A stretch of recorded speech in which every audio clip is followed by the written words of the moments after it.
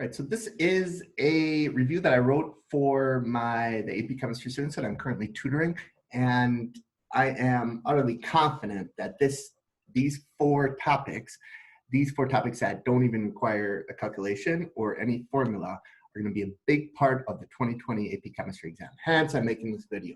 I analyzed all the tests since 2014. All four of these have been on there. All four of them are fair game for 2020. And in the past, they have covered about 15% of the AP Chem exam, but since there's so many topics not on there, these four, again, simple ones, simple in that, no calculation, no formula, I think are gonna be about a third of the test. So we'll see. And you only need a 45% to get a 3. So let's go through this. The four concepts that I know are gonna be very important are hybridization, bond angles, loose structures, types of intermolecular forces, Photoelectric spectrum, and H-bonds in water. So I'll cover each one of those with examples from the past tests. So the first thing here that I have is hybridization, loose structures, bond angles. So let's start at hybridization because it leads to everything else. Hybridization, there are SP, SP2, and SP3. Those are the only three that you have to know. SP, it all based on the center atom. SP means that the center atom is connected to two other atoms. SP2, center atom, is connected to 3. And SP3, center atom, is connected to 4. One way that, if students struggle with this, one way that they, what I've noticed has helped them is S11, 1 plus 1 equals 2. Here, SP2, 1 plus 2 equals 3. SP3, 1 plus 3 equals 4. Because technically there's a 1 above that. That goes back to electron configurations, 1s2, 2s2, 2p6, where S, there's 2 electrons in each orbital. 1s2 stands for 1. P goes up to 6, hence a 3. But there's nothing to do with, I won't be on the test. Anyways, SP2, the other thing you have to know about these is the bond angle. SP, visually looking at that, you can tell that that is 180 degrees, and it is. SP2, 120 degrees, and SP3, 109.5. Thinking back on my teaching, I wasted too much time trying to get my students to memorize all these other bond angles for tetrahedral, or tetrahedral is SP3, but for all these other weird different bond angles. But essentially, the AP test only tests on things that follow the octet rule. So there will not be anything beyond SP3.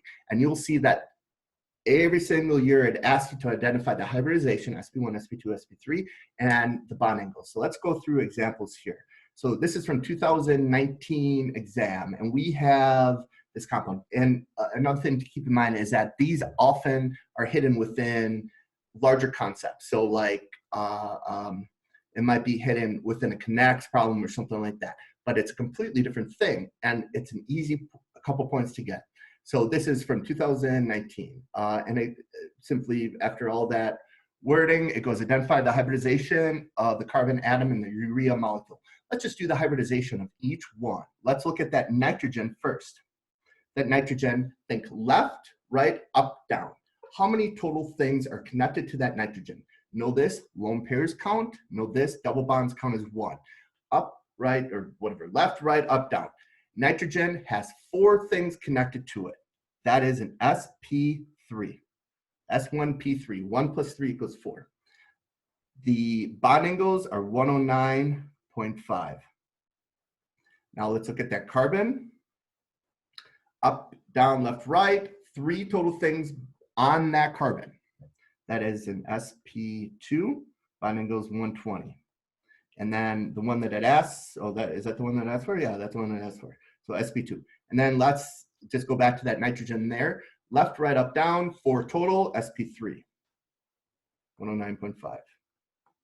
Doesn't ask us for it just asks us for the hybridization, but you'll see on most of the tests, it does ask us for the bond angle. So let's look at 2018. It has a skeletal structure. This is a Lewis diagram that you would have to draw. We're going to do some Lewis diagrams right after this. Then it goes based on the completed diagram. So I'm looking at DII, identify the hybridization of the nitrogen atom in the HNO2 molecule. So let's do them all. Oxygen, sp3, lone pairs count. Nitrogen, sp2, and those are the only center atoms there. So again, nitrogen, sp2. Easy, easy, easy points. Every year, they also have a Lewis structure. The thing is, the Lewis structures on the AP test are decently easy. And just make sure you count valence electrons, make sure you all the octet rules are followed, and you're going to get that point. So we have 2 chlorines, 2 sulfurs. That's going to add up to, so chlorine is in group 7, 7 times 2 is 14. Sulfur is in group 6, 6 times 2 is 12. We got 26. All atoms have to bond together with at least 1 pair of electrons. Forget that squiggly line, there should be a bond. Now we have 3 bonds, so I start off with 26, I'm gonna subtract 6, I got 20 left. Make the outside atoms happy first. Make the outside atoms happy first. 1, 2, 3, 4, 5, 6. Chlorine now has 8 electrons, that's happy. 1, 2, 3, 4, 5, 6, that chlorine is now happy. That's a total of 12, I got 8 left. What is not happy? Go to the center atoms, those 2 sulfurs, 1, 2, 1, 2, 1, 2, 1, 2. All single bonds. And the year before this, it was also single bonds. So tomorrow you might get a double bond, but there are, -8. So make sure you use all the valence electrons, make sure all the octet rules are followed. Hydrogen only wants 2, everything else wants 8. Easy, pretty easy Lewis structures. Single bonds 2 years in a row. Now we have back to what we were doing, which is on hybridization. What is the approximate value of the CLSS bond? So we have that bond right there. Single or center atom. That center atom, S, up, down, left, right, 4 total. It is an sp3. Therefore, it's a 109.5 degree bond angle. That's it. And then it throws in somewhat of a curveball, but if you know what you're doing, it's not really a curveball. If the 2 CLSS bonds are not equal, identify both angles. Now let's look at this side. That S, also up, down, left, right, 4 total, also sp3, also 109.5. So it's not too hard to memorize. 180, 120, 109.5. SP, SP1, SP2. Or sorry, SP2, SP3. All right. So 2015, it has a Lewis dot structure of ethene. And then it wants to know what the Lewis structure is for C2, so that's ethanol. Add up the valence electrons. This is going to be on there because it's simple stuff you can do very quickly. Carbon has 4, hydrogen has 1, oxygen has 6. If you add those all up, it's going to equal 20. Now let's do all those bonds. You have to bond the 2 elements together, else they'll fly off. So I'm just gonna draw the bond between all those. I get 1, 2, 3, 4, 5, 6, 7, 8. 8 times 2 is 16. I got 4 left. What atoms are happy? Hydrogen's happy with 2, the duet rule. Carbon's happy, that has 8. 4 bonds equals 8 electrons. The only thing that's not happy is that oxygen. The oxygen has just 2 bonds on it. Therefore, it needs 4 more electrons, and we have 4. It will always work out. Again, though, it is a single bond. And so these Lewis structures on the test are pretty easy. They draw those atoms for you, and you just fill in the lines and dots. Make sure you count valence electrons, fill outside atoms, connect the atoms first, make outside atoms happy first, and then if you have to make a double bond, go to the center. What is the approximate value of COH bond angle in the ethanol molecule? So now we got COH like that. That center atom is the only thing that matters. Up, down, left, right, 4 total. It is an sp3. 1 plus 4 is 4 total on it. And therefore it's 109.5. So year after year, it's been either sp2 or sp3. Okay. Now, the next thing that I want to cover is intermolecular forces. Students struggle sometimes with intermolecular forces. And as I evolved, I now see that whenever asked about intermolecular forces, just first almost list on the side of the paper the 4 forces that it could be, and specifically 3 that, well, let's just stick with 4. London dispersion forces, dipole-dipole, ion dipole, and hydrogen bonds.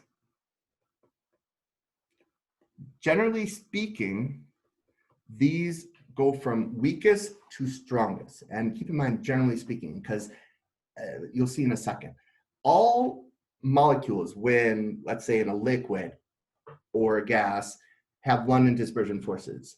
Every single time when it goes, what are the forces? London dispersion forces is always going to be one of the forces. Now, an example, the reason for that is, let's use the least reactive element there is, helium. Helium has 2 protons, 2 electrons, least reactive element in the periodic table. Helium is a gas, and it has only, let's pretend those are 2 helium molecules moving around in a helium balloon.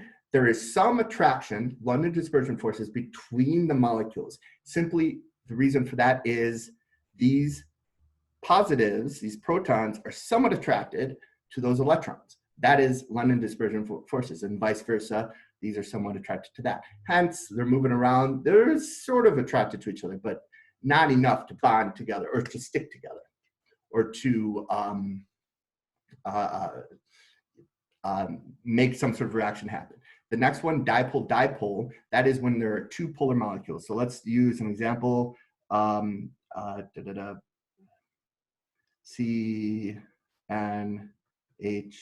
dot dot. So HCN, we got a positive side, negative side. When that is in liquid form, that positive side of that hydrogen is going to be attracted to the negative side on the nitrogen. And that is a dipole-dipole. These are, just go like that, dipole-dipole. Ion dipole, we're going to see later, but it's between, let's say, well, we'll see all these in this lesson, but it's between, let's say, a sodium, Na+, and let's use water. The oxygen, hydrogen, hydrogen. So water, huge part in on this AP Chem test. I dedicate a large amount of time later on that. That is an ion dipole. Last thing, hydrogen bonds. Let's wait till I talk about hydrogen bonds because it's the 4th thing on here, huge on the AP test. All right, so 2 years in a row, it gives this really sort of question that is almost opposite of how teachers teach it. And you're gonna get one like this tomorrow, I guarantee it. The boiling point of bromine is 332K and the boiling point of BrCl is 278. Know one thing, one is higher than the other. We have a container of bromine, Br2, and this has a higher boiling point than BrCl. This is higher. And why is that? First, it asks us to identify all the intermolecular forces, and you get half the points for that. So let's look at these 2. Both have London dispersion forces. They always do. Now, since this is the one on the left, the bromine, since it is non-polar, it's not going to have any other intermolecular forces, meaning the forces between one Br2 and another Br2, how much they're attracted to each other. On the right, that is a polar molecule, polar meaning asymmetrical. You got chlorine on one side, which is a bigger, and the bromine on the other side. So it is definitely a polar molecule. So therefore, there is going to be dipole-dipole forces. And as you see here, you get 1 point for identifying only intermolecular forces for bromine, the London dispersion forces, while the BRCL includes both London dispersion forces and dipole-dipole forces. Now, what is unique about this question, and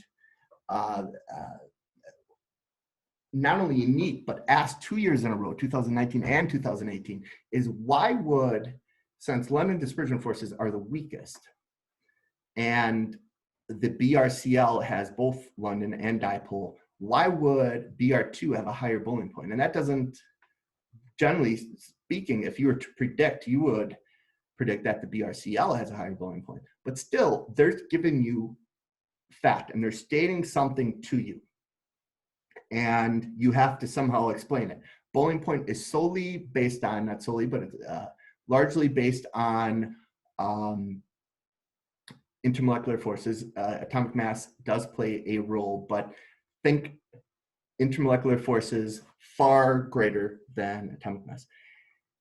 Therefore, the only explanation, they're stating a fact, the only explanation is the London forces in BR2 are stronger than the intermolecular forces in BRCL.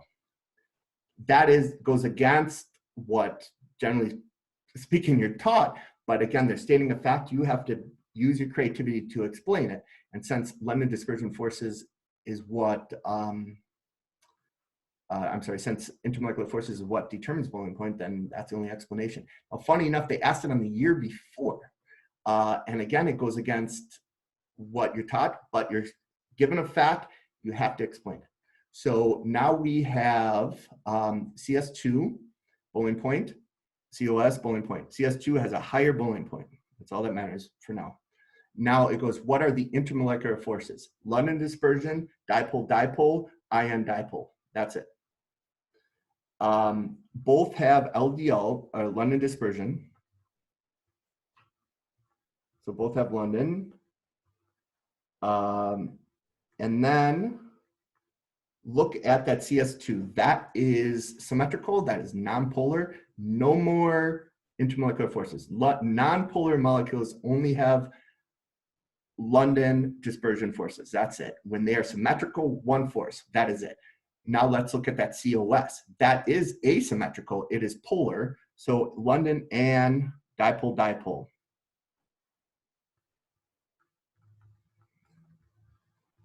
Generally speaking, one would then think that the boiling point of the COS would be higher. Still, we're given a fact that CS2 is higher. So you get 1 point for identifying these. And then the other point, again, it's London dispersions in CS2 are stronger than the combination of London dispersion forces and dipole forces in COS. That's the explanation. You're given a fact, explain it. When it comes to boiling point, that London, the forces between molecules determine it. Also, as molar mass goes up, boiling point tends to go up as well. But think of that only when you're dealing solely with nonpolar molecules, because the intermolecular forces within dipole-dipole play such a larger role. Okay. So next concept is photoelectric spectrum and electron configuration.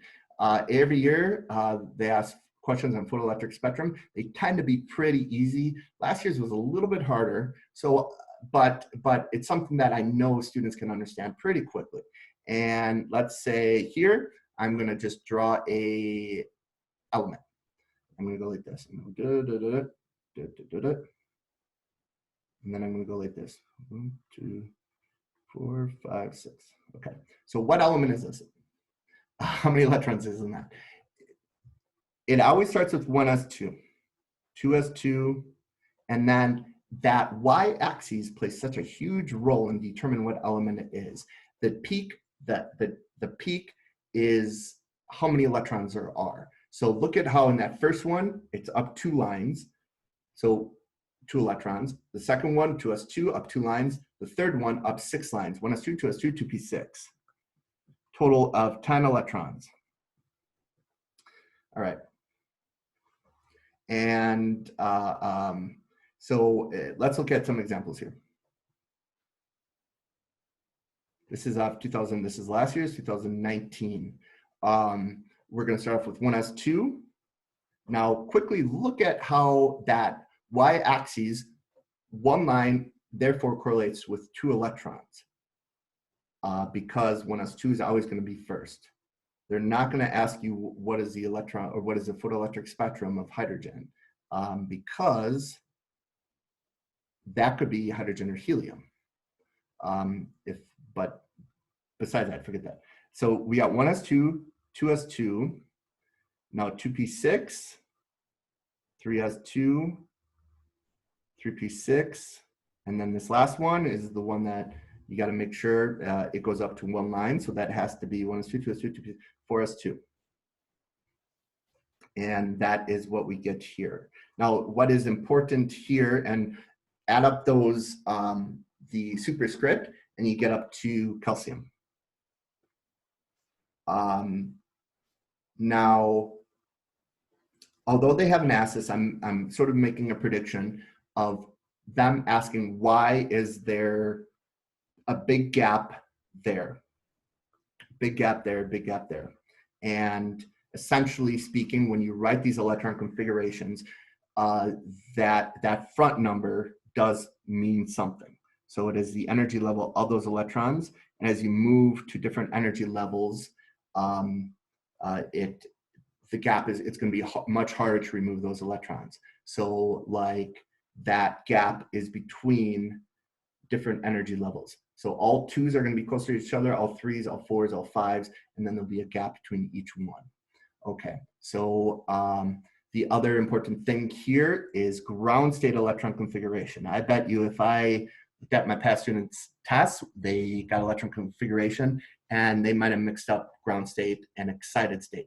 Ground state means that it is non-ion. Ground state means that it is just the element itself, compared to excited state, where it would be the ion. And we're going to see the example next in the 2018 test. So ground state, normal electron configuration, it is calcium. Either one of these will fine. If you're good at abbreviated notation, do the abbreviated notation of AR, of the argon, of the noble gas configuration. Now this one is from the year before, and this one is, I bet a lot of students got this wrong, because it goes, what is the ground state of Fe2 plus ion? Fe2 plus. Iron has 26 electrons. Fe2 plus is the excited state. So 26 minus 2, if it said what is the excited state, write the electron configuration of the excited state, I would write 1s2, 2s2, 2p6, 3s2, 3p6, and then 3d4. And that is the electron configuration of this right there.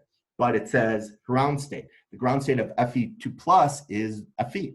And therefore, that's why we have that 6 at the end, because it's 26 electrons. Ground state, just the element itself. Excited state, the ion version of the element itself.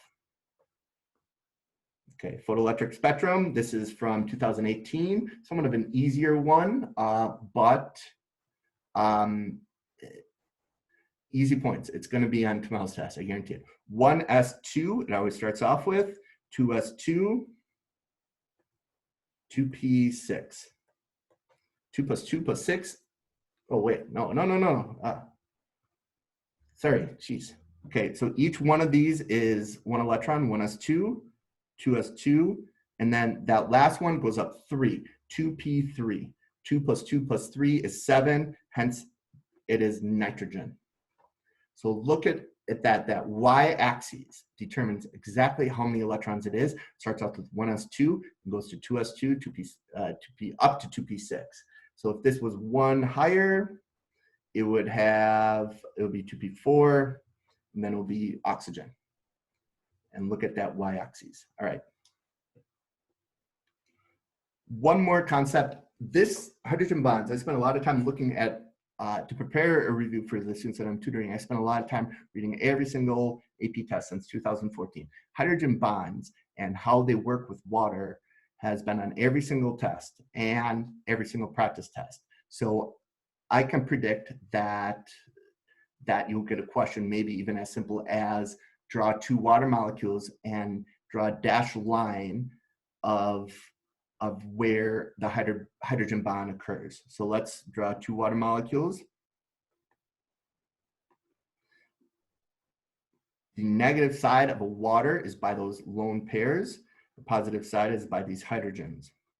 And then let's draw another water molecule.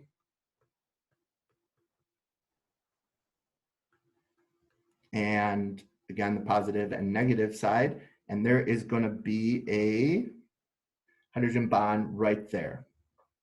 Hydrogen bonds are strong bonds between a hydrogen of one molecule, usually water, and nitrogen, oxygen, or fluorine. That's it. Here it's between hydrogen and oxygen. One way to remember this is you're learning about hydrogen bonds and you're stressed out and you go, enough. That's enough. And so it's between hydrogen and those three elements. Now let's look at the 2019 example that asks this. It goes blah, blah, blah, it says a bunch of words. And then it goes draw a dashed line of where the hydrogen bond occurs. We know it's between a hydrogen and nitrogen, oxygen, fluorine.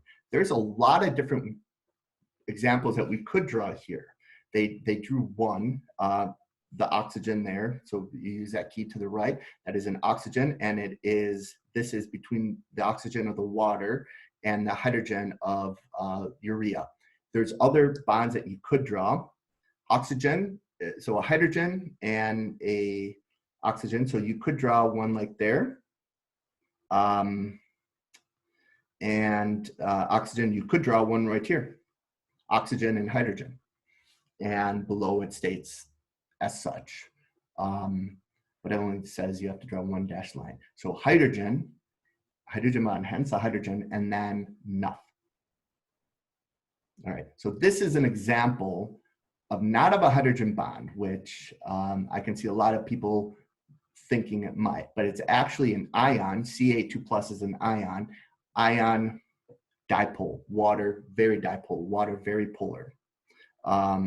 Now it says draw 4 compounds around it. You're going to get one. I guarantee you're going to get one exactly like this. Oxygen, that negative side, that positive side, that negative side is going to be attracted. Opposites attract. Calcium,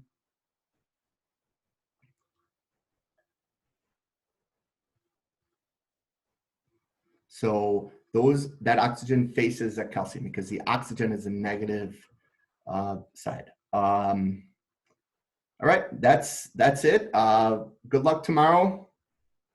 I really think this is my prediction of what's on there. I think I'm going to be right, but we'll see. All right, good luck.